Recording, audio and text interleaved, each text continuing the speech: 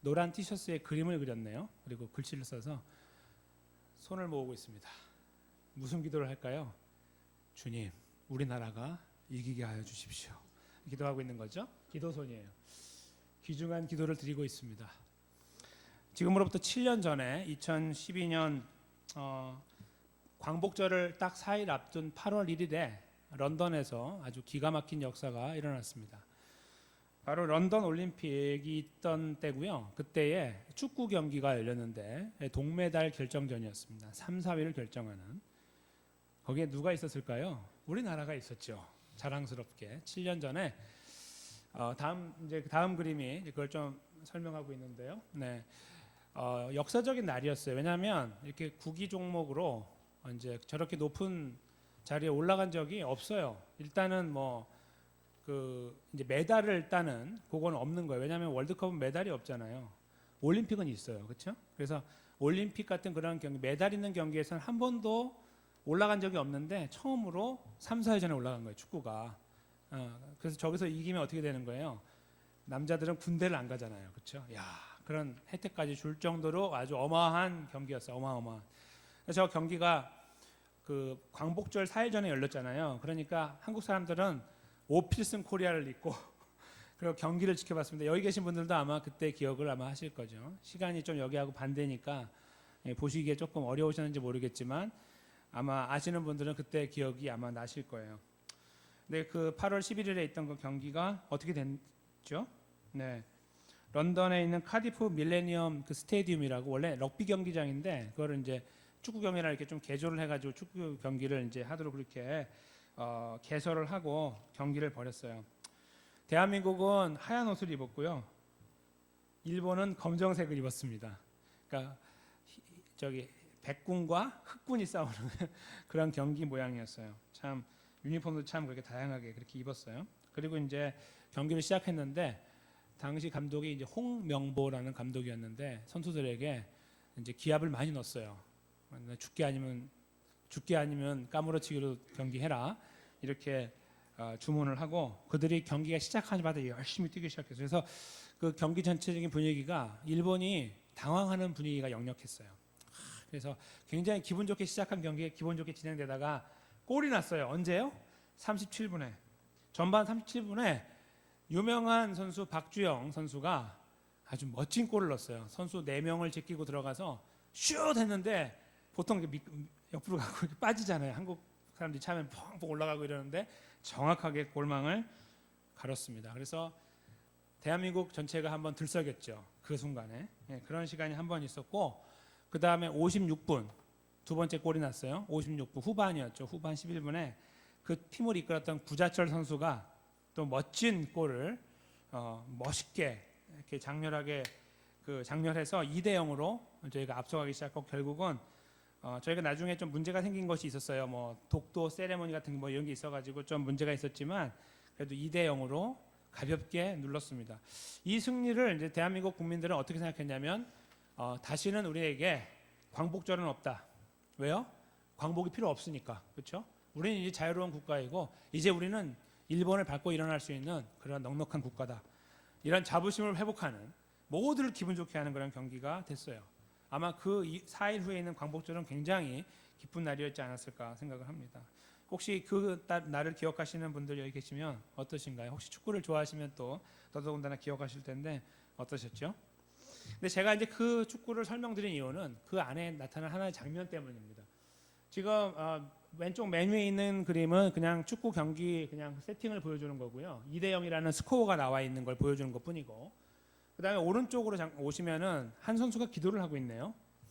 이 선수는 바로 37분에 골을 넣었던 박주영 선수예요. 이 선수는 평소에 신앙심이 깊기로 즉 기도 생활 열심히 하는 사람으로 유명하죠. 항상 국내나 국외에서 축구할 때 항상 저렇게 골을 넣으면 기도를 했습니다. 여기에서 기도하는 거에 대해 어떻게 생각하시느냐 그건 좀 잠깐 저희가 내려놓고 그냥 여기만 저희가 집중하겠습니다. 그러면 박주영 선수가 저렇게 기도를 하니까 선수들이 우르르 달려왔어요. 너무 기뻐가지고. 그래서 왼쪽 밑에 있는 거는 막 그 위에 이렇게 탑을 쌓은 거예요. 막 위에서. 그래서 숨도 못 쉴 정도로 선수가 깔리게 되고 막 그 기쁨을 거기서 함께 만끽하게 됐어요. 기도하려고 엎드렸는데 친구들이 덮쳐가지고 막 눌리게 된 그런 상황이었어요. 이 기도하는 순간에 있잖아요. 혹시 그 경기를 보시면서 여러분도 기도하셨습니까? 아니면 뭐 나중에 보실 때도 기쁨을 이렇게 기도하는 것으로 표현하셨습니까? 아니면 이 순간 저 선수를 보면서 마음이 막 뭉클한 그런 경험이 있으십니까? 그런데 일본 사람들은 기도 안 했겠습니까? 일본 사람들도 기도했겠죠. 하나님, 우리가 한국을 이기게 해주십시오. 맨날 우리가 지고 지금까지 전적으로 보면 우리가 아주 열세입니다. 한 번쯤 이기게 해주세요, 하나님. 이렇게 기도 안 했겠습니까?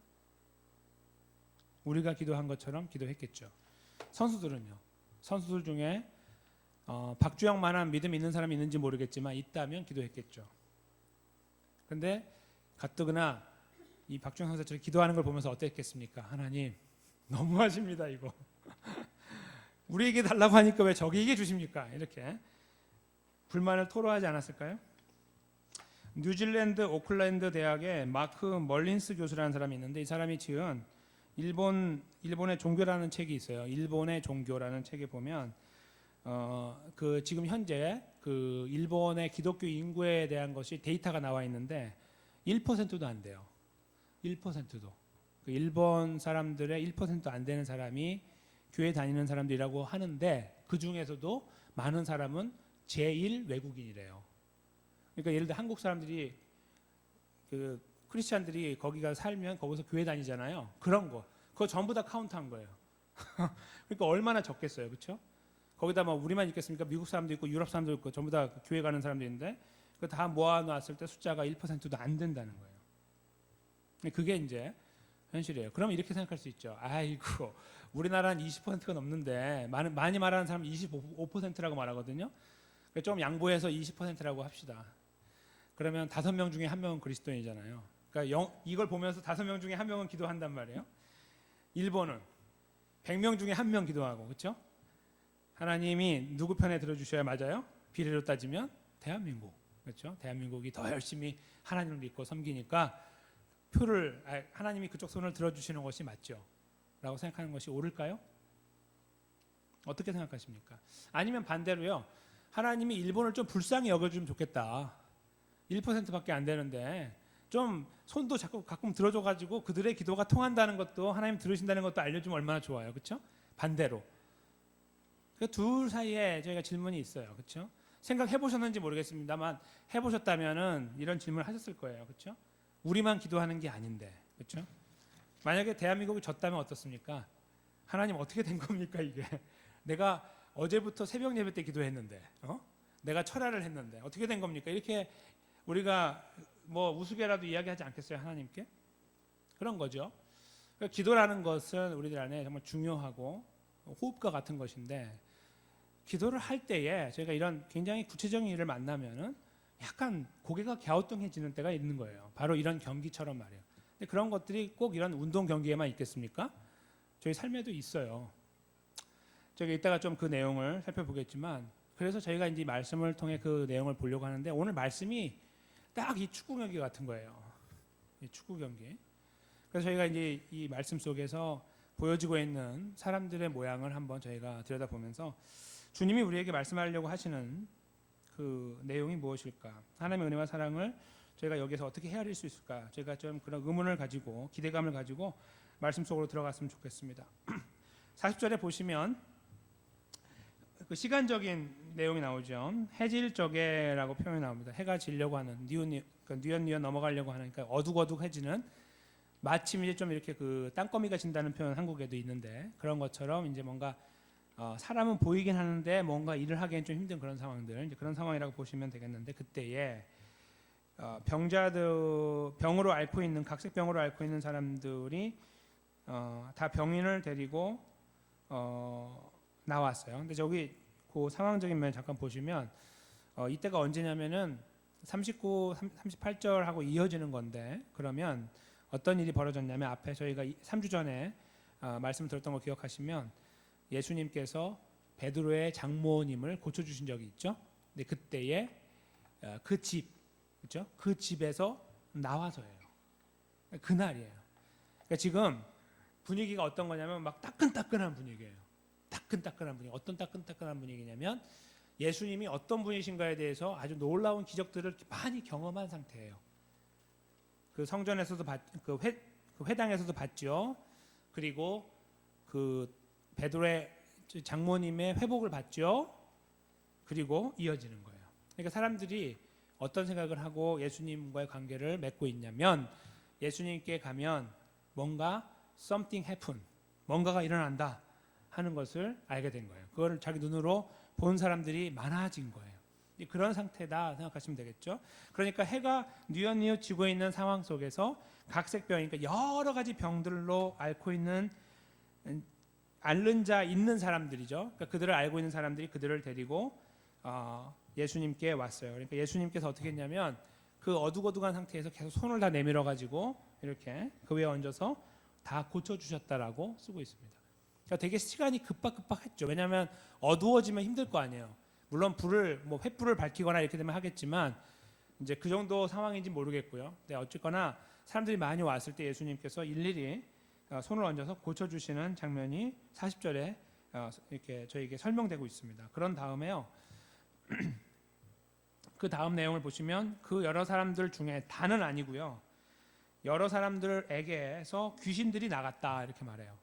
그러니까 제가 지난번 한번 말씀드릴 때에 귀신으로부터 오는 병이 있고 그냥 일반적인 병이 있다고 말씀드렸잖아요. 근데 여기에서 귀신으로부터 온 병을 얻은 사람들은 나을 때 귀신이 나오니까 그들이 나오면서 소리를 질렀다는 거예요. 내용이 뭐냐면 당신은 하나님의 아들이니이다 이렇게 말했다는 거예요. 당신은 하나님의 아들이니이다. 뭐 괜찮지 않으세요? 그렇게 말하면 그래 나 그렇다 너가 나를 아는구나 이렇게 말씀하시면 좋은데 예수님은 거기서 약간 의외의 반응을 보이시죠. 예수님께서 꾸짖으사 저희의 말함을 허락지 않았어요. 입 닥치고 나와라 이렇게 했어요. 근데 왜 그랬냐면 이는 자기를 그리스도인 줄 알기 때문이다 이렇게 41절 마지막에 말씀하고 있죠. 이것이 어떤 상황인지 잠깐 저희가 생각을 해보겠습니다. 여기 지금 상황 속에 보면 예수님은 3년 조금 넘는 시간을 공생애를 사셨거든요. 그러니까 사람들에게 오픈돼서 사셨어요. 근데 예수님의 머릿속에 그리고 예수님의 계획 스케줄 속에는 항상 십자가가 있었어요. 근데 십자가 그러니까 이런 거를 제가 예전에 한번 말씀드린 적이 있는데 후보 계획이라고 말씀드린 적이 있죠. 후보 거꾸로 이렇게 보면서 계획을 세우는 거 후보 계획을 갖고 계셨는데 십자가에 돌아가시는 그 타이밍부터 거꾸로 시간을 재면서 거꾸로 가시면서 사셨어요. 그렇게 생각하시면 좀 이해가 편하세요. 거기까지 가셔야 되는데 그때가 언제냐면요 6월절이었어요. 6월절. 그러니까 아무 때나 돌아가시면 안 돼요. 자기를 보호하고 이렇게 숨기고 계시다가 정체를 마지막 순간에 그 시간에 맞춰서 자기를 드러내셔야만 된 거예요. 그래서 시간적인 면에서 볼 때 예수님이 이 타이밍에 맞지 않는 상황에 지금 계시는 거라고 볼 수 있는 거죠. 예수님 사역의 어떤 초기라고 볼 수 있기 때문에. 그러니까 그 이야기를 하지 말고 조용히 나가라고 하셨다 이렇게 볼 수 있는 거예요. 그래서 자기를 그리스도인 줄 아는 것을 아직까지 감추기 원하셨던 것, 바로 그것을 저희가 여기서 찾게 되는 것입니다. 예수님의 그 컴퓨터로 잰 듯한 그런 시간을 지키기 위한 예수님만의 방법이었던 거예요. 자기를 감추고 마지막 순간에 열어서 십자가에 돌아가시는 일을 하시기 위한 예수님의 계획이었던 것이죠. 그래서 그렇게 좀 저희가 의아해하는 그러한 일을 하신 거죠. 그러나 여기가 기억할 것은 그 병자를 고치는 와중은 그 어떤 것도 막론하고 다 고쳤다는 거예요. 일반적인 병이건 귀신으로부터 온 병이건 예수님이 다 낫게 하시는 일을 일으키신 거예요. 그러니까 시간이 가면 갈수록 이런 사람들이 쌓여가잖아요. 리스트가 쌓여가면 나은 사람이 더 많아지게 되죠. 그러면 예수님은 진짜 어떻게 되는 거예요?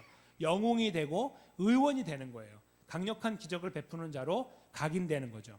시간이 가면 갈수록 그런 상황 속에 예수님이 서게 되셨어요. 그런데 여기에 이제 시간을 한정하는 또 하나의 그 표현이 나오죠. 42절에 이제 어떻게 됐어요? 날이 밝았어요. 그러니까 밤새도록 하셨는지 그건 모르겠지만 시간이 이제 바뀌어서 이제 날이 밝은 상황이 됐다 하는 것이 42절의 내용입니다. 계속 이어지고 있죠. 그때 예수님께서 어떻게 하시는지 보시면 나오사 밖으로 나가셔서 한적한 곳에 가셨다라고 쓰고 있습니다. 예수님이 그 복잡하고 분주했던 시간들을 내려놓고 이제 조용한 곳으로 가셨어요. 근데 예수님이 이렇게 가시는 목적은 저희가 다른 성경을 통해 보면 알고 있지만 기도하러 가신 거죠. 혼자 뭐 이렇게 운동하러 가시거나 스트레칭하러 가신 것이 아니고 기도를 통해서 하나님과의 그 커뮤니케이션을 하는 그런 시간을 갖기 위해서 가셨죠. 그래서 그 시간을 지나야 본인의 원래 일과로 들어가시는 이러한 타임 패턴을 갖고 계셨던 것이죠. 여기서도 이제 그렇게 가셨을 가능성이 많아요. 여기 표현하고 있지 않지만 그런데 그 상황을 보고 여전히 예수님을 계속 관망하고 있던 자들이 있었던 거예요. 근데 이 사람들이 보세요. 지금 이해가 되시는지 모르겠습니다. 상황이. 예수님이 새벽에 이렇게 나가셨다는 건데 거기에 무리들이 찾았다 이런 말은 어떤 상황이라는 거죠? 예수님을 계속 와치하고 있었다 이런 표현이라고도 볼 수 있는 거예요.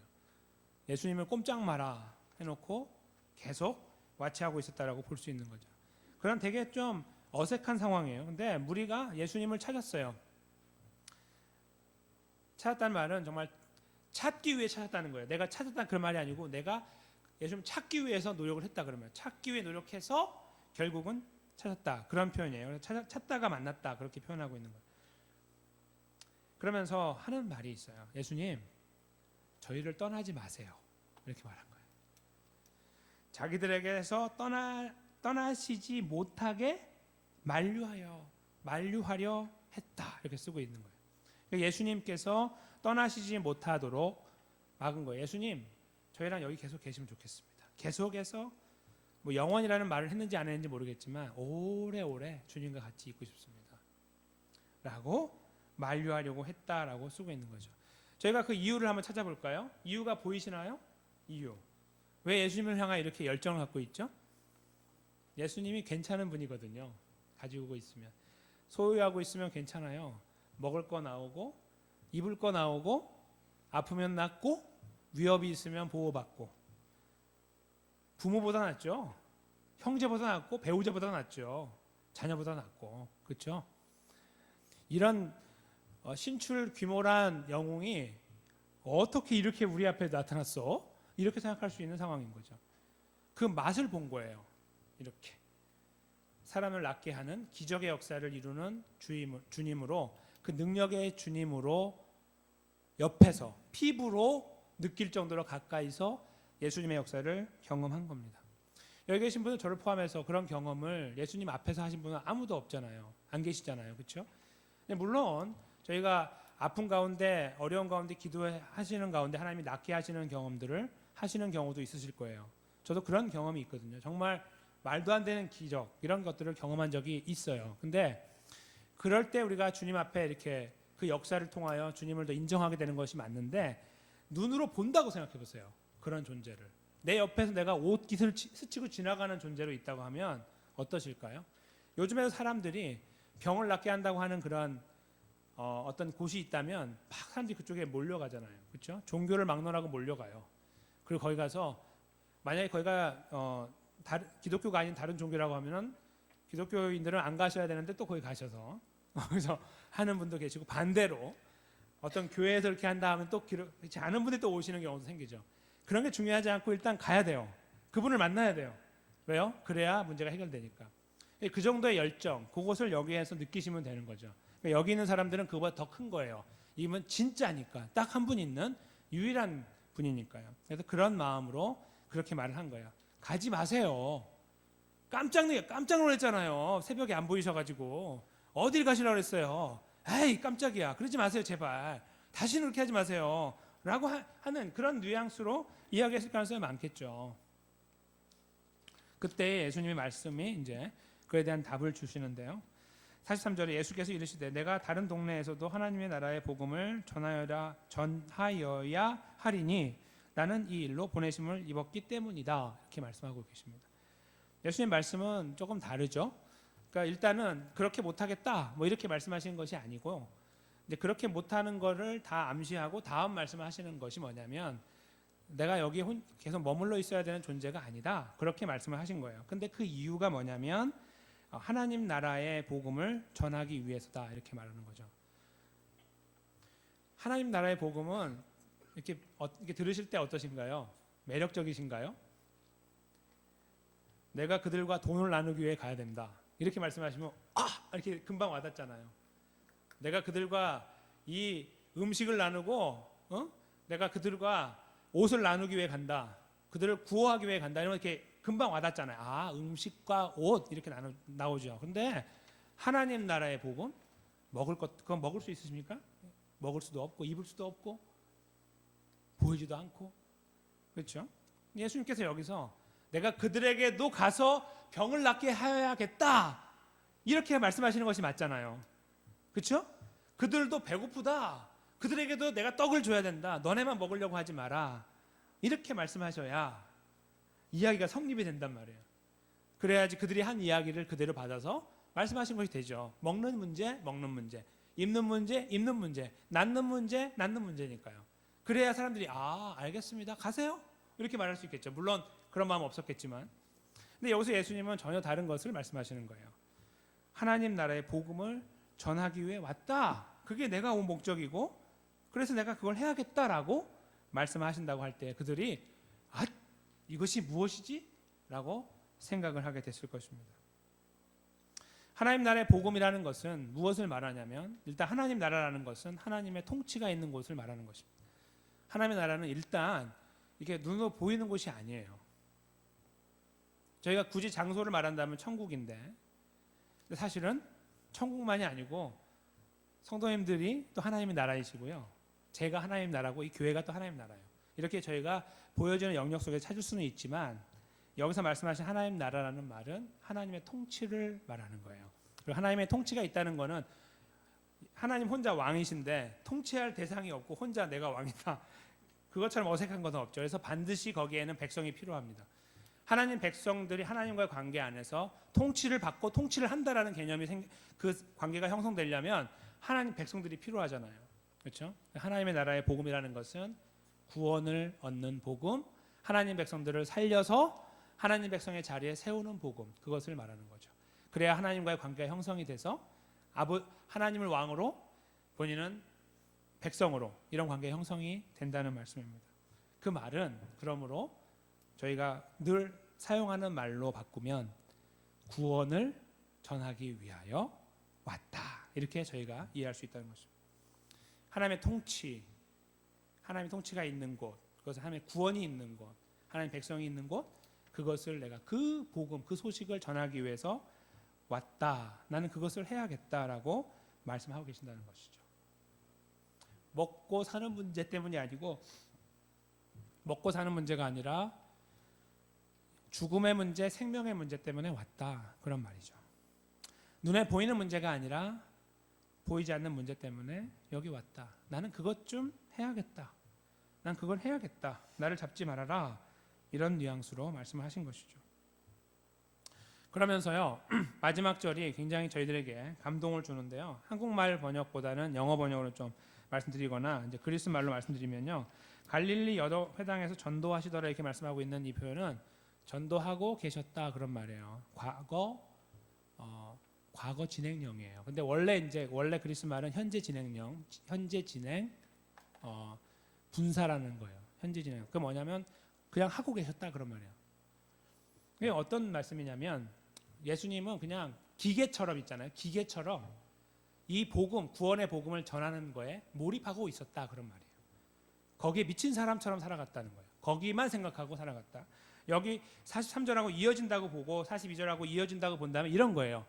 사람들이 와가지고 예수님 깜짝이야 다시 가지 마세요 그랬을 때 계속 복음을 전하고 있는 거예요. 거기서 이렇게 막 기계처럼 그런 것을 묘사하기 위해서 44절에 그 현재 분사를 넣은 거예요. 과거도 아니고. 근데 이제 이 상황적으로 보면 과거이기 때문에 과거로 저희가 이해를 하는 거예요. 그래서 그렇게 복음을 전하고 계셨다. 이렇게 이 본문이 맞춰지고 있는 것입니다. 여기에서 저희는 두 부류의 이제 파티를 만나죠. 이 두 쪽을 만나는데 한쪽은 많은 사람들이었습니다. 깜짝 놀라서 예수님 쫓아온 사람들, 그렇죠? 예수님의 기적을 보고 너무나 그것 때문에 감미로워했던 사람들. 야, 이런 분이 지금 나타나다니. 이제 우리는 다 끝났어. 나 개인적으로 복 받은 거는 둘째치고 우리 가정이, 우리 나라가 지금 로마의 식민지인데 이런 능력이 있는 사람이면 한번 해볼 수 있어 라는 생각을 가진 사람들이 모여들면서 그 생각으로 예수님 붙잡고 싶었던 거죠. 예수님 가길 어디 가세요? 기왕 오셨는데 우리 좀 부흥시켜주고 가세요. 이런 것들, 그렇죠? 잘 먹고 잘 살게 해주고 좀 가시죠. 이렇게 거기에서 매우 자기중심적인 그들의 모습을 보게 돼요. 그렇죠? 뭐 다른 데까지 가십니까? 여기만 계시지. 여기 저희가 다 공급해 드릴게요. 원하시면 저희가 맨날 예배할게요. 저희가 왕으로 모실게요. 이렇게 다 그들의 마음이 준비되어 있었는지도 몰라요. 왜요? 먹고 마시는 문제가 괜찮았거든요. 예수님만 계시면 그냥 어디에서 나오고 다 낫고 해결되니까 뭐 의원도 필요 없고 병원도 필요 없고, 그렇죠? 돈도 필요 없고 괜찮았단 말이에요. 그래서 그들이 외치는 것이 그거예요. 예수님, 나만을 위한, 그런 말이에요. 바로 오늘 제목이죠. 예수님, 나만을 위해서, 나만을 위해 계세요. 나만을, 저 사람 말고 나만을 위해서, 그런 말이에요. 가지 마세요. 나랑만 같이 있어요. 이렇게 말하는 그들의 말이, 그 표현이 바로 제목처럼 그런 거라는 거예요. 예수님, 나만을 위해서 계셔 주세요. 이렇게 요청하고 있는 거예요. 근데 그들의 그 요청이 사실 틀리다고, 좀 너무하다고 저희가 말하기에는 그 어려움이 있습니다. 왜냐하면 그들이 그렇게 표현하는 자체가 그 표현 자체가 두 가지 의미가 있기 때문이에요. 예수님, 나만을 위해 계세요라고 하는 말이. 근데 이들의 그 표현이, 여기서 등장하고 있는 그들의 표현이 잘못되고 저희가 따라가면 안 된다고 하는 이유가 뭐가 있냐면, 그들은 잘못된 것을 붙잡고 예수님을 예수님이라고 부르고 있기 때문입니다. 예수님은 나의 이 그 먹고 사는 문제의 주인이 되신다고 믿는 거예요. 예수님이 나랑 같이 있으면 일이 해결된다고 믿는 거예요. 저는 예수님이 우리와 함께 계시면 우리들의 문제를 해결해 주시지 않는다고 말씀드리는 것이 아니에요. 이 사람들은 그것만 원하는 거예요. 눈에 보이는 거. 예수님이 만약에 이 상태로 쭉 가시면서 승승장구하셔서 로마를 정복하셨다고 하면 이런 무리들이 얼마나 많아지겠어요. 그렇죠? 근데 이 사람들이 어떻게 바뀌는 줄 아세요? 한 3년이나 지났을까요? 아니면 한 2년 지났을까요? 나중에 예수님을 십자가에 못 박을 때 어떤 현상이 벌어지죠? 저 배신자, 저 속이는 자, 십자가에 못 박아버려요! 이렇게 해버리죠. 바라바라고 하는 강도와 둘을 세워놓고 빌라도가, 야, 여기 강도하고 예수 중에 누구를 놓아줄까 그랬더니 이구동성을 하는 말이, 바라바를 놓아주십시오. 바라바는 살인자이기 때문에 나오면 자기를 죽일 수도 있어요. 지금 한국의 화성 연쇄 살인범, 거의 진범처럼 지금 여겨진 사람 잡혔잖아요. 지금 부산 교도소에 있는 그 사람이 만약에 거기서 형량이 그냥 없어져가지고 모범수로 나온다고 생각하시는 거하고 비슷한 거죠. 근데 그걸 일부러 꺼내는 거예요. 가서 이렇게 그 사람을 누구 대신해요? 예수님 대신에. 왜요? 배신감이 치올랐기 때문에. 무슨 배신감이요? 예수님 뭘 배신했는데요? 그들이 갖고 있는 생각하고 달랐기 때문이죠. 그들은 예수님은 강해야 되고 우리에게 항상 치료를 줘야 되고 능력을 주고 먹을 걸 주고 다 제공해 줘야 되고, 저렇게 어려운 일은 당하면 안 되는데 척이 저렇게 있는 거예요. 얻어 터지면서 속았다는 거죠. 속았다는 거예요. 우습지 않으신가요? 여기 본문에서 보여주고 있는 이들이 정말 예수님을 존중해서, 예수님 저희 극진히 모시겠습니다, 그렇게 말했는지 모르지만 이유가 있다는 거예요. 먹고 사는 문제, 이 땅에서의 문제를 해결할 해결사라는 거죠. 그 능력이 있는 동안까지만이에요. 능력이 떠나면 발로 차버리는 거죠. 당신 같은 사람 필요 없다. 지난 3년간 괜히 큰 기대를 갖고 살았는데 내가 지금처럼 험한 인생이 없었다. 3년 이렇게 허비할 줄 몰랐다 라고 말하면서 예수 그리스도를 발로 차버린 거예요. 뒤도 안 보고 떠나고 침 뱉고 뺨 때리고 발로 밟은 거하고 똑같은 거예요. 에이, 진노를, 자기의 그 분노를 다 쏟아버리고, 그렇죠? 저주를 쏟아버리는 그런 대상으로 예수님을 바꿔버린 거죠. 여기 본문에 등장하고 있는, 그래서 예수님, 깜짝이야, 어디 가셨어요? 라고 했던 것은 다 사라지고, 당신 누구야? 라고 말하는 모습을 바뀌는 거. 이유가 여기 있는 거예요. 예수님, 나만을 위한? 아니요. 더 이상 필요 없어요. 왜요? 나만을 위해 공급한 그 모든 것들이 없으므로. 예수님은 그 부분을 지적하고 싶으셨던 것입니다. 그래서 내가 여기만 있으면 안 되고 저기에도 가서 음식을 나누어 주고 사람들을 낫게 해야 돼라고 하지 않고 저기에 가서 복음을 전해야 돼라고 말씀하신 거예요. 예수님의 관심은 다른 것에 있었기 때문입니다. 아까 말씀드린 것처럼 십자가에 있었기 때문에. 조금 더 그 말씀을 저희가 다시 해석한다면 나는 저곳에 가서도 나를 전해서 먼 훗날 내가 십자가에 죽고 부활한 다음에 이룬 그 구원의 자리에 저들을 내가 넣어놓고 초대해야 돼. 나는 그것을 위해서 왔어 라고 말씀을 하고 계시는 것이죠. 먹고 사는 문제, 영혼의 문제, 이 두 개의 문제가 충돌하고 있는 겁니다. 여기에서 아까 축구 말씀을 드린 것처럼 저희가 축구를 갖고 기도하는 것은요, 일종의 눈에 보이는 먹고 사는 문제로 기도하는 것입니다. 거기에 하나님을 거는 거예요. 다 이렇게 기도하시는 거는 괜찮아요. 기도하실 수 있고 뭐 혹시라도 뭐 내기 하셨으면 몇 대 몇으로 이기게 해달라고 기도하고 뭐 이런 것도 하시잖아요. 물론 올바른 거 아니지만 그런 거는 그렇지만 저희가 그렇게 하며 사는 것 자체가 뭐 하지 마세요 제가 말씀드릴 수가 없어요. 그렇죠? 왜냐하면 필요한 것들을 기도하는 것은 맞기 때문에. 그러나 그것만이 예수 그리스도를 증명하고 그분의 의미를 드러내는 그런 증거라고 생각하시며 주님을 붙잡고 계신다면 우리는 오늘 이 말씀을 지나면서 우리를 돌아볼 뿐만 아니라 그런 생각에 대한 정리를 해야 된다고 생각하는 것입니다. 왜요? 예수님이 전혀 다른 길을 보여주셨기 때문에. 그것은 눈에 보이지 않는 영원의 문제입니다. 우리의 영혼의 영원과 관련된 문제이기 때문입니다. 거기에 대한 해답을 주시기 위하여 오셨고 지금 여기서 이렇게 하고 있는 끄적끄적 하고 있는 것들은 사실은 아무것도 아니다.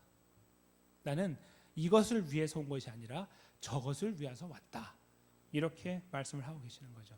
만약에 그런 의미에서 저희가 예수님 나만을 위한 이렇게 우리가 고백할 수 있다면 좀 다른 의미에서 주님을 만날 수가 있습니다. 어떤 의미일까요? 눈에 보이는 그런 것들 때문에 우리가 주님을 찾는 가운데서 예수님 없으면 저 큰일 나요. 주님은 나의 보험이에요. 이렇게 하면서 우리가 정말 주님을 의지하고 산다면 잘못된 고백이지만 그러나 우리가 있잖아요. 주님을 만났을 때의 그 기억을 더듬으면서 그때 우리에게 다가오셨던 주님을 느끼면서 우리가 그 순간에 주님께 했던 고백들을 다시 생각하면서 만약에 그 고백을 한다면 그것은 전혀 다른 고백이 되는 것입니다. 예수님, 나만을 위한. 왜 그럴까요? 대부분의 성도님들께서 예수님 만나실 때에는 이렇게 즐겁고 기쁘고 풍성한 가운데 만나시기보다는 인생이 어렵고 힘든 시간 속에서 만나십니다. 전 여기 계신 분들 어떤 시간 속에서 주님을 만나셨는지 모르겠습니다. 성공 가운데 아니면 실패 가운데, 기쁨 가운데, 좌절 가운데, 절망 가운데, 소망이 아닌 혹시 그런 가운데 계시지는 않으셨습니까? 어쩌면 주님을 만나셨지만 진실로 그분의 함께 하심과 그 구원의 은혜가 아주 크게 다가왔던 순간은 우리가 굉장히 힘들고 아프고 어렵고 외롭고 주변에 사람이 없는 것처럼 여겼던 그런 시간이 아니었을까 생각을 해봅니다. 제가 경험하고 제가 만났고 제가 고백했던 예수님 나만을 위한 분이십니다라고 고백했던 순간은 저에게는 그런 시간이었다고 생각합니다. 아주 힘들고 사망의 음침한 골짜기 같은 데 있어서 언제 이 터널이 끝나는 것처럼 끝나냐고 그렇게 계속 질문을 하게 되는 상황, 거기에서 고통을 토로하게 되는 그런 상황 속에 있을 때에 만났던 기억이 있습니다. 성도님께서 어떠신지 모르겠습니다. 우리 안에 있는 바로 그 만남을 기억하는 것, 즉 우리가 예수님 만나서 구원을 얻었던 순간을 기억하는 것, 그 위에 서 있는 것, 그래서 거기서 예수님 정말 감사합니다. 예수님은 나를 위해 이 땅에 오신 분입니다. 나를 구원하기 위하여 라고 고백할 수 있을 때에 우리는 오늘 이 제목의 고백을 올바르게 주님 기뻐하는 모습으로 드릴 수 있다고 생각을 합니다. 그런데 저희들의 삶은 대한민국을 외쳐야 돼요. 대한민국을 외쳐야 돼. 이 먹고 사는 문제를 비껴갈 수가 없는 거예요. 그 문제 앞에 있잖아요. 이 말씀을 이해하지만 그 문제가 항상 도사리고 있습니다. 근데 아까 제가 말씀드렸잖아요. 그거는 꼭 운동 경기만이 아니다. 우리 삶에서 만나요. 언제 만나는 줄 아세요? 내가 굉장히 싫어하는 사람이요, 기도할 때. 저 사람 망해야 되는데 기도할 때. 저기 기도를 하네. 이럴 때. 나의 원수가 기도할 때 만나는 거예요. 일본 사람들이 기도할 때 당황하게 되는 거예요. 무엇을 말할까요? 지금 여기에 본문에 등장하고 있는 사람들이요, 추구하고 있는 거, 그걸 말하는 거예요. 눈에 보이는 거. 눈에 보이는 거에 저희가 얽매이고 추구하다 보면요, 저희의 기도가 방향이 엉뚱한 데로 가는 거예요. 기도해야 될 걸 기도하지 못하고 다른 것을 기도하고 있는 거예요. 저 사람 하나님 가만두면 안 됩니다. 이런 거 기도하고 있고요. 그렇죠?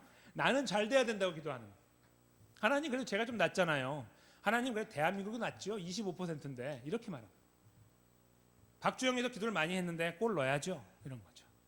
내가 그 사람인데 나는 좀 잘 돼야죠 라고 말할 때, 바로 그때가 하나님을 우리가 만지작 주물럭 내 마음대로 움직여 나가고자 하는 바로 그 순간이라는 거예요. 그때 우리가 말할 수 있어, 똑바로.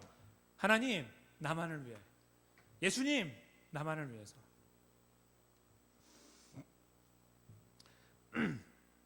참 어렵습니다. 왜냐하면 저희가 살아가는 그 삶이 이렇게 쉽게 말로 해서 지나갈 상황이 아니기 때문이죠. 저는 지금 있잖아요, 꼭 원수만을 말씀드리는 것이 아니라요, 저희가 살아가는 삶에서 눈에 보이는 것에 집중하며 거기에 목말라 하다 보면 우리가 쉽게 이런 자리에 빠진다는 거예요. 왜요? 비교가 되거든요, 금방. 우리가 추구하는 것이 눈에 보이는 거니까 비교가 돼요. 내가 입은 거하고 저 사람이 입은 거 비교하게 되어 있어요. 그렇죠? 저 사람의 위치와 내 위치가 비교가 되는 거예요. 그 비교를 안 할 수가 없어요. 예수님께서 오늘 여기서 죄의 시각을 자꾸 저쪽으로 돌리시려고 하는 거예요. 이렇게 우리가 바라봐야 될 것으로 돌리시려고 하는 거죠. 그것을 보면서 예수님 나만을 위한 분입니다라고 말하도록 우리를 종용하고 권고하고 계신다는 것입니다. 바로 영원의 문제입니다. 우리 영혼의 영원의 문제예요. 우리가 영원한 생명을 주신 그 사실을 기억하고 그것을 다시 한번 이렇게 반추해서 해석하고 이해하고 감사하는 시간, 바로 그 위에서 그 고백을 하도록 돕고 계신다는 것입니다. 예수님은 그것을 위해 왔다고 말씀하시면서 나머지는 사실은 미안하지만 헛것이라고 말씀하시면서 이 구조가 깨어지는 순간에 저희 인생은 망가집니다. 그리스도인 망가집니다. 이 구조가 깨어지면요. 다시 말씀드리면 예수님은 지금 저희들의 방향을 바꿔주시는 겁니다. 눈에 보이는 세상의 일들 앞에서 얽매여서 그것으로 기도하며 거기에서 승부를 보며 하나님의 존재를 증명하려고 하는 모습을 절제하고 하나님께 허락하신 구원의 은혜를 기억하고 감사하고 그것으로 인하여 기뻐하며 감사하는 눈을 갖도록 하시는 거예요. 이쪽에 있는 사람을 이쪽으로 옮겨주실 뿐만 아니라 이쪽에서 이쪽을 보도록 만들어주는 거예요. 많은 그리스도인들이 거꾸로 보고 있어요. 거꾸로. 잘 되는 걸 보면서 우리 영혼의 영원 문제도 감사하려고 하죠. 아유, 감사합니다 하나님. 이렇게 잘 되고 나 죽으면 또 천국 가니까 얼마나 좋아요. 아, 너무너무 행복해요. 이렇게 말한다고. 근데 예수님은 그게 아니에요. 내가 너를 구원하였다. 내가 너를 위하여 십자가에 죽었다. 너는 죽었던 존재다. 내가 너에게 영원한 생명을 주었다. 이거보다 귀한 것이 있을까? 라고 묻고 계시는 거죠. 그 자리에서 서서 우리가 구원을 이렇게 되짚어 보고 아까 말씀드린 것처럼 그 시간들을 돌아보면 우리 안에 막 저려오는 것을 느낍니다. 가슴이 막 저려오는 거죠. 너무 감사하고 내가 지금 뭐 하고 있지? 내가 왜 여기 눈에 보이는 것 때문에 계속 이렇게 씨름하고 힘들어하나? 이런 생각을 하게 되죠. 하나님께 그렇게 인도해 주세요. 이쪽에 서 있을 때만 가능한 거예요. 그러나 반대편에 서 있으면 절대로 여기를 보지 못해요. 거기에 얽매여가지고 구원의 은혜는 떠다니는 구름 같은 거예요. 만지지도 못하는 거예요. 그거 뭐 그거는 뭐 대단한 것도 아닌데 그거 뭐 내가 먹을 수도 없고 그거 왜 자꾸 그런 걸 말씀하세요 이렇게 말하는 거죠. 그렇게 귀한 건데 그렇죠? 거기를 못 가는 거죠. 예수님께서 오늘 이 극명한 대조를 통해서 저희들의 방향을 일러주십니다. 하나님께서 우리에게 허락하신 구원의 은혜, 예수님이 이렇게 간절하게 열정을 가지고 걸어가셨던 걸음의 끝자락에 있던 구원의 은혜가 거저 우리들에게 주어졌습니다.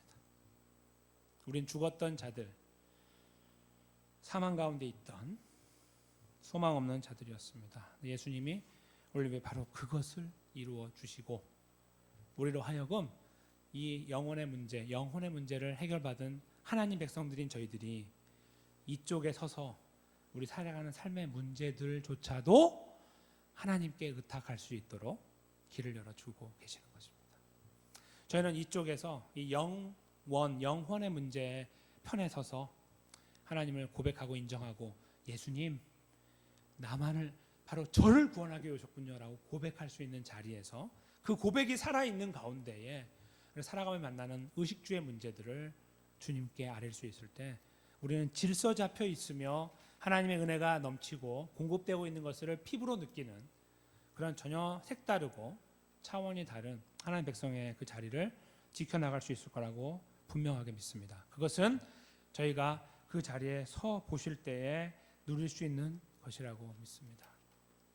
때문에 여기 계신 모든 분들이 우리 삶의 여정이 힘들고 어렵지만 거기에서 그 각박한 상황 속에서 전혀 보이지 않는 예수님 나만의 구원자 되십니다 이런 고백들이 없는 그저 내 문제만을 해결하는 그런 예수님으로 만지작하고 살고 있는 자리를 박차고 일어나서 오늘 주님께서 보여주신 이 건전한 한 백성의 걸음을 걸어나가는 그런 은혜가 저희 안에 있어서 주님의 살아계심을 고백하고 인정하는 그런 근원들이 바뀌고 거기에서 우리는 진실로 주님 살아계십니다. 나와 함께 하십니다. 나를 인도하십니다. 를 고백하는 그러한 세상이 흔들 수 없는 하나님 백성들의 자리를 잘 지켜나가고 세워져 나가게 되시는 바로 우리 안에 계신 예수 그리스도 이 길을 먼저 가신 그분 오늘 본문의 주인공 되신 그분을 다시 한번 의지하면서 그 자리를 지켜나가게 되시기를 주님의 이름으로 간절히 축원합니다. 함께 기도하시죠.